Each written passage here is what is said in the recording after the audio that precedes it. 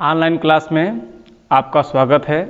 मैं DP Maurya SSIC Kanakpur विद्यालय से कक्षा 10वीं के जो विज्ञान का हमारा पाठ चल रहा है, जिसमें रसायन विज्ञान में हम लोगों ने दूसरे लेसन के विषय में पिछली क्लास में आपसे हमने डिस्कस किया था, जो हमारा है अम्ल, क्षार और लवण संबंधी हैं।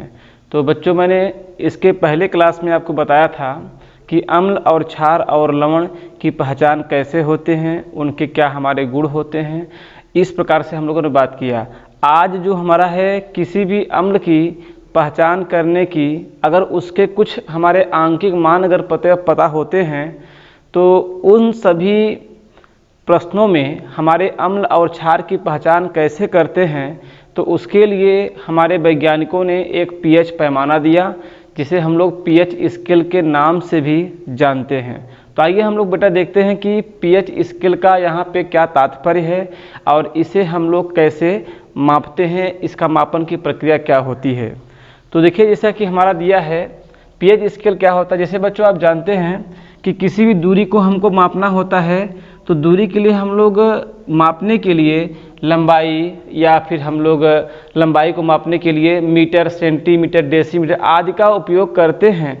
इसी प्रकार से हमारे जो भी अम्ल और क्षार होते हैं, उनकी जो वास्तविकता, जो कौन सा हमारा प्रबल अम्लीय है, कौन सा हमारा दुर्बल अम्लीय है, या कौन हमारे प्रबल क्षार होते हैं, कौन हमारे दुर्बल क्षार होते हैं, हम इसी पैमाना के हिसाब से जानकारी प्राप्त करते हैं। तो pH स्केल का यहाँ पे मतलब ये हुआ कि इसके 3 पार्ट होते हैं। ध्यान देना बेटा, इसके 3 पार्ट होते हैं कि जिस पदार्थ का अगर हमारा pH मान, ध्यान से समझिए बेटा, कि जिस पदार्थ का pH मान अगर हमारा 7 के बराबर होगा, मतलब कहने का तात्पर्य यह है कि जिन पदार्थों का pH मान 7 से अधिकतम होगा, उस अवस्था में उसका क्षारीय गुण सबसे ज़्यादा होगा, जबकि अम्लीय गुण हमारा उनका कम होता है। ठीक, मतलब कि क्षारीय गुण होने के लिए पदार्थ का pH मान हमारा 7 से अगर ज़्यादा है, तो हम कह देंगे कि दिया हुआ पदार्थ हमारा क्षारीय होता है।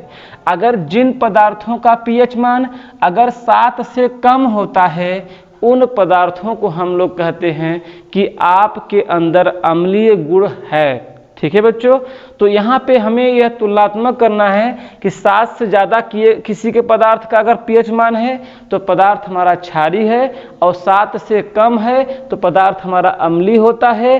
और कभी कभी अगर वह 7 के बराबर होता है, तो उसे हम लोग कहते हैं उदासीन। ध्यान देना बेटा, उदासीन शब्द से उसको हम लोग संबोधित करते हैं। मतलब कि किसी पदार्थ का जो pH मान है 7 से ज़्यादा हुआ, तो कहेंगे क्षारीय। उसका प्रवृत्ति कैसा है बेटा, हमारा क्षारीय है।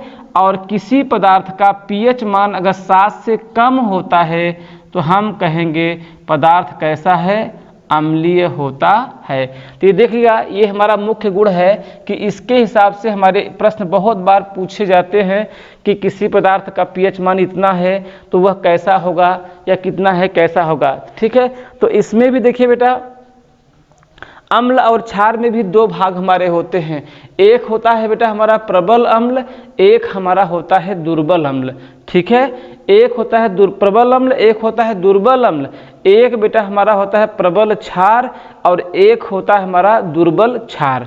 देखिए, इससे संबंधी हमारा जो प्रश्न है, इसको आप अगर नोट करते रहेंगे तो आपको हम इस पर एक सवाल कराने जा रहे हैं। ये आप देखेंगे कि इसमें हमारा बोर्ड की परीक्षा में 2017 में यह पूछा गया था कि 3 पदार्थ हमारे दिए गए थे, A, B, C, D और E, और उसमें पूछा था कि सबके pH मान अगर ये इस प्रकार के हैं, तो सबसे प्रबल अम्ल कौन है, सबसे प्रबल क्षार कौन है, सबसे दुर्बल क्षार कौन है, या हमारा कौन सा इसमें उदासीन यौगिक होता है, इसके बारे में उन्होंने पढ़ा। ध्यान देने वाला बच्चों यहाँ बात यह है कि अगर इस पॉइंट को अगर आपने याद किया हुआ है, तो हमें कोई समस्या नहीं होनी चाहिए। इसको आपने याद किया। अब देखिए, हम चलते हैं, हमारा जो क्वेश्चन है हम उस पर बात करते हैं बेटा।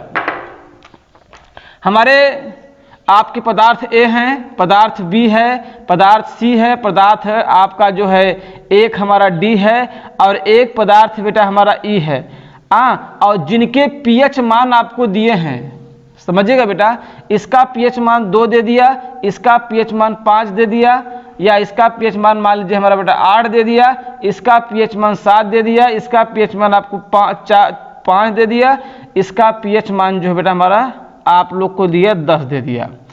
अब देखिए यहाँ पे हमारे 4 पदार्थ हैं, पदार्थ ए, पदार्थ बी, पदार्थ सी, डी और ई है। इन सभी 5 पदार्थों के सबके पीएच मान आपको दिए हुए हैं। अगर आपसे कोई बोलता है कि सबसे प्रबल अम्ल कौन होगा, तो याद रखना बच्चों कि जिनका पीएच मान, सबसे पहले हम अम्ल की एक हमारा डिफिनेशन ये होगी कि पीएच स्केल के माध्यम से कि जिसका पीएच मान 7 से कम होगा वो बेटा हमारा अम्लीय होंगे। तो आप इसमें चेक करिए कि 7 से कम ऐसे कौन कौन से हमारे पदार्थ हैं जिनका पीएच मान 7 से कम है। तो हम कहेंगे एक बेटा हमारा 7 से कम इनका है और एक 7 से कम इनका हो गया। तो ध्यान रहे बच्चों, जब हमारा पीएच मान 7 से कम हो जाए, ठीक, अम्ल की कंडीशन में ध्यान देंगे कि जब हमारा पीएच मान अगर एक या एक से अधिक पदार्थों का अगर हमारा पीएच मान 7 से कम होता है, अगर उसमें हमें प्रबलता की जानकारी करना हो तो प्रबलता के लिए जो अंक सबसे कम होगा वह सबसे प्रबल अम्लीय होगा। ध्यान देना बेटा कि 7 से कम जितने भी पदार्थों के पीएच मान होंगे उन सभी को हम अम्ल तो कहेंगे, लेकिन उनमें सबसे प्रबल अम्ल कौन होगा, तो हम कहेंगे कि जिसका अंक सबसे कम होता है वही हमारा प्रबल अम्ल होगा। तो यहाँ पे हम कहेंगे कि इन दोनों के पीएच मान 7 से कम हैं, अतः यह बेटा ये दोनों ए और डी दोनों ही हमारा क्या है, अम्ल हैं। लेकिन अगर प्रबल अम्ल की बात करेंगे तो यह बेटा हमारा कौन है, प्रबल अम्ल हो गया। ध्यान देना, ये बेटा हमारा कौन है, प्रबल अम्ल हो गया। कौन है ये, प्रबल अम्ल ए बन गया। अच्छा ठीक है, अगर कोई कहता अब ये बताइए अब 2 ही अम्ल है, एक प्रबल हो गया, तो जाहिर सी बात है बेटा हमारा ये कौन सा होगा, ये दुर्बल होगा। ये कौन सा बेटा हमारा होगा, दुर्बल अम्ल बन जाएगा। ठीक है ना, अब 2 कंडीशन तो आपको फाइंड आउट हो गया। अब आपको जानकारी ये करना है कि इसमें सबसे प्रबल क्षारी कौन है। तो प्रबल क्षारी के लिए आपको ये देखना होगा कि जिन पदार्थों का पीएच मान 7 से अधिकतम होता है उसे हम लोग क्षारी कहेंगे। तो क्षारी देखेंगे कि 7 से ज्यादा कितने लोगों का है, तो आप कहेंगे 8 और 10, अर्थात बी और ई के पीएच मान जो हैं हमारे 8 से क्या हैं, 7 से क्या है, ज्यादा है। तो अम्ल की कंडीशन में जो सबसे कम अंक होगा प्रबल अम्लीय होगा। और लेकिन क्षार की कंडीशन बच्चों, क्षार की कंडीशन में जिन पदार्थों का पीएच मान जितना ज्यादा होगा उनका क्षारीय गुण हमारा उतना ही अधिक होता है। ठीक, अम्ल की कंडीशन में हम क्या कहेंगे कि जिसका पीएच मान कम होगा उसके अंदर अम्लीय गुण ज्यादा होगा। लेकिन क्षार की कंडीशन में क्या कहेंगे कि जिसका पीएच मान जितना ज्यादा होगा उसका अम्लीय क्षारीय गुण उतना ही अधिक होगा। तो यहाँ पे ये सिद्ध हो रहा है कि पदार्थ बी और पदार्थ ई दोनों हमारे क्षारी हैं, क्योंकि इनका पीएच मान 7 से क्या है, ज्यादा है। लेकिन हमने ये कहा कि बी और ई में प्रबल क्षारी कौन होगा, तो आप कहेंगे जिसका अंक सबसे ज्यादा होगा, मतलब जिसका पीएच मान सबसे ज्यादा होगा। तो यहाँ पे आपको साफ दिखाई दे रहा है कि जो पदार्थ हमारा ई है इसका पीएच मान सबसे ज्यादा है, अतः हम इन्हें कह सकते हैं कि आप एक प्रबल अम्लीय हो, प्रबल क्षारीय हो, प्रबल क्षारीय हो। ठीक, अगर ये प्रबल क्षारीय हो गए तो जाहिर सी बात है क्षार हमारे 2 ही हैं, एक अगर प्रबल हो गया तो ये बेटा हमारा कौन है, तो कहेंगे दुर्बल क्षार, है ना, दुर्बल क्षारी प्रबल। और जिन पदार्थों का बचा हमारा सी, तो अब आप जान गए कि प्रबल अम्ल भी हो गया, प्रबल क्षार भी हो गया, प्रबल दुर्बल अम्ल भी हो गया, दुर्बल क्षार भी हो गया। तो जिन पदार्थों का पीएच मान 7 के बराबर होता है उन पदार्थों को बेटा हम लोग बोलते हैं उदासीन। तो अर्थात जो पदार्थ सी है वह हमारा उदासीन है। याद है? तो आप देखिए, आपने देखा कि पीएच पैमाने के आधार पर अगर किसी पदार्थ का पीएच मान दिया है, अगर उसमें आपको यह जानकारी करना है कि कौन है प्रबल अम्लीय, कौन है प्रबल क्षारीय या कौन है क्षार कौन है? हमारा अम्ल। तो इस पीएच पैमाने के माध्यम से हम लोग जानकारी प्राप्त कर सकते हैं। ठीक है, तो हमें उम्मीद है कि यह पीएच पैमाना का जो सवाल था आपको समझ में आया होगा। आइए बच्चों, किसी किसी प्रश्नों में हमारे कुछ न्यूमेरिकली प्रश्न भी बनते हैं। वो प्रश्न कैसा होता है उसके बारे में हम लोग जानकारी प्राप्त करना चाहेंगे। अब देखिए, जैसे हमारा होता है पीएच स्केल के लिए आपके आर्हेनियस नामक वैज्ञानिक ने एक सूत्र का निगमन किया था, जिससे हम लोग किसी पदार्थ का पीएच मान ज्ञात कर सकते हैं। यदि आप सभी जानते हैं कि अम्ल और क्षार के अंदर एक अपनी विशेषता होती है। अम्ल में हम ये अम्ल की परिभाषा में बोलते हैं किसी भी पदार्थ में या किसी भी जलीय विलयन में हाइड्रोजन आयन की जो हमारी सांद्रता होती है उसके माध्यम से हम पीएच मान निकालेंगे, या किसी भी जलीय विलयन में जो हाइड्रॉक्सी आयन होती है उसकी सहायता से भी उसकी हाइड्रॉक्सी आयन के हम लोग पीओएच मान निकाल करके उसके पीएच वैल्यू को भी ज्ञात कर सकते हैं। तो जितने भी हमारे उसके फार्मूले हैं, ध्यान देना, किसी भी जलीय विलयन में हाइड्रोजन आयन की सांद्रता और OH आयन की सांद्रता आपका जो गुणनफल होता है वह 10⁻⁴ मोल प्रति लीटर होता है। या कहेंगे कि किसी भी जलीय विलयन का जो हमारा उदासीनता में होता है उसमें आपका हाइड्रोजन आयन की सांद्रता और OH आयन की सांद्रता का जो मान होता है वह 10⁻⁷ मोल प्रति लीटर होता है। आप देखिए बच्चों, जो हमारा पीएच का एक हमारा सूत्र दिया है कि अगर किसी पदार्थ का हाइड्रोजन आयन की सांद्रता पता है, अगर आपको उसका पीएच वैल्यू ज्ञात करना है तो इस सूत्र की सहायता से हम उसके पीएच मान को निकाल सकते हैं। या सपोज करिए आपको जलीय विलयन में हाइड्रोजन आयन की सांद्रता न दिया हो, अगर OH आयन की सांद्रता दिया हुआ हो तो इस सूत्र के माध्यम से भी हम उसका पीएच मान निकाल लेंगे। और जैसे ही हमारा पीएच मान पीओएच मान मिलेगा, हम इस वाले फार्मूले में रख करके पदार्थ का पीएच मान ज्ञात कर सकते हैं। मतलब कहने का मतलब बेटा क्या है कि चाहे हमारा अम्लीय पदार्थ हो चाहे हमारा क्षारीय पदार्थ हो, उसके पीएच मान को निकालने के लिए, उसके पीओएच मान को निकालने के लिए अगर हाइड्रोजन आयन की सांद्रता दिया है तो हम इसका लगा देंगे सूत्र। ठीक, अगर हमारा हाइड्रॉक्सी आयन की सांद्रता दिया है तो हम उसका ये सूत्र लगा देंगे। अब डिपेंड ये करेगा कि हमारा प्रश्न जो है किस प्रकार का रिक्वायरमेंट कर रहा है, तो उसको हम इसके माध्यम से करके हम उसके हल को सही रूप से जान सकते हैं। ठीक है ना। अब देखिए बेटा, उसमें इस प्रश्नों को हल करने के लिए कुछ log की हमारे प्रॉपर्टी भी लगती है।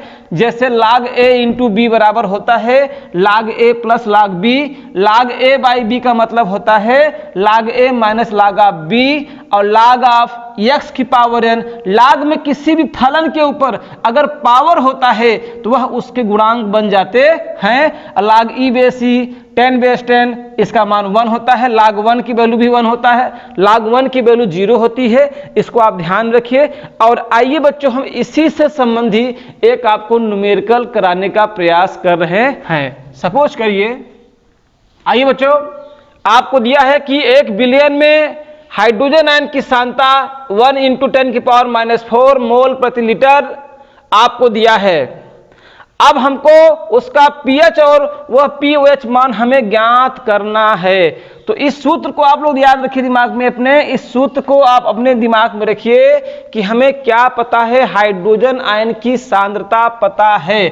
तो हम हल में कहेंगे दिया है, तो दिया है बच्चों हाइड्रोजन आयन की सांद्रता 1 × 10⁻⁴ दिया है। हमारा पीएच मान के लिए होता है -log of 10 base hydrogen ion की सांद्रता। ये बच्चों हमारा सूत्र हो गया। तो हम कहेंगे -1। अब यहाँ पे जो हाइड्रोजन आयन की सांद्रता है उसका मान दिया है 1 × 10⁻⁴ हो गया। अब बच्चों यहाँ पे हम लोग एक सूत्र लगा देंगे, वह सूत्र हमारा है log a × log b। जैसा कि मैंने log a × log b लगाया था, log a plus log b होता है, उसी प्रकार से इसको a मानो, इसको मानो b, तो ये हमारा बन जाएगा log of 10 base 1 plus log of 10 base 10 की पावर -4 होता है। log 1 की बच्चों देखिए वैल्यू कितनी होती है, 0 होती है, तो यहाँ पे कहेंगे log 1 की वैल्यू 0 हो गई। और जो भी फलन में हमारा घात होता है वो क्या बन जाता है बच्चों, तो आप कहते हैं गुणांक। देखिए जो भी पावर होता है वो क्या बन जाता है, गुणांक बनता है। तो ये हमारा -4 आ जाएगा बाहर, यहाँ आएगा log ऑफ 10 बेस 10। अब देखिए अब यहाँ log 10 बेस 10 का मान कितना होता है, log 10 बेस 10 का मान भी हमारा होता है 1। तो यहाँ माइनस माइनस का गुणा हो जाएगा प्लस अर्थात 4 हो जाएगा, और log 10 बेस 10 का मान 1 अर्थात बच्चों हमारा pH मान कितना आ गया, 4 प्राप्त हो रहा है। अब हमें चाहिए pOH मान, तो हम जानते हैं pH प्लस pOH बराबर होता है, इस सूत्र में देखो कि pH प्लस pOH बराबर होता है 14। तो pH का मान वहां ले जाएंगे, कहेंगे pOH बराबर 14 माइनस pH, तो यहाँ पे हो जाएगा 14 माइनस 4 बराबर 10। अर्थात बच्चों हमारे प्रश्न का जो मेन हल हुआ, pH मान आया आपका 4 और pOH मान हमारा आया 10। तो इस प्रकार से हमने आपका ये क्वेश्चन हल किया, इसको आप लोग समझिए। मैंने आज इसको थोड़ा सा आपको इसको बताने का प्रयास किया, सारे सूत्र को आप देखिए, और इसी के आगे कल हम अगली क्लास में कुछ इससे संबंधी और न्यूमेरिकल कराएंगे। और आपको हम अगली क्लास में ये भी पढ़ाएंगे कि अम्ल क्षार आपस में क्रिया करके लवण की प्राप्ति कैसे करते हैं, या लवण हमारे कितने प्रकार के होते हैं। धन्यवाद।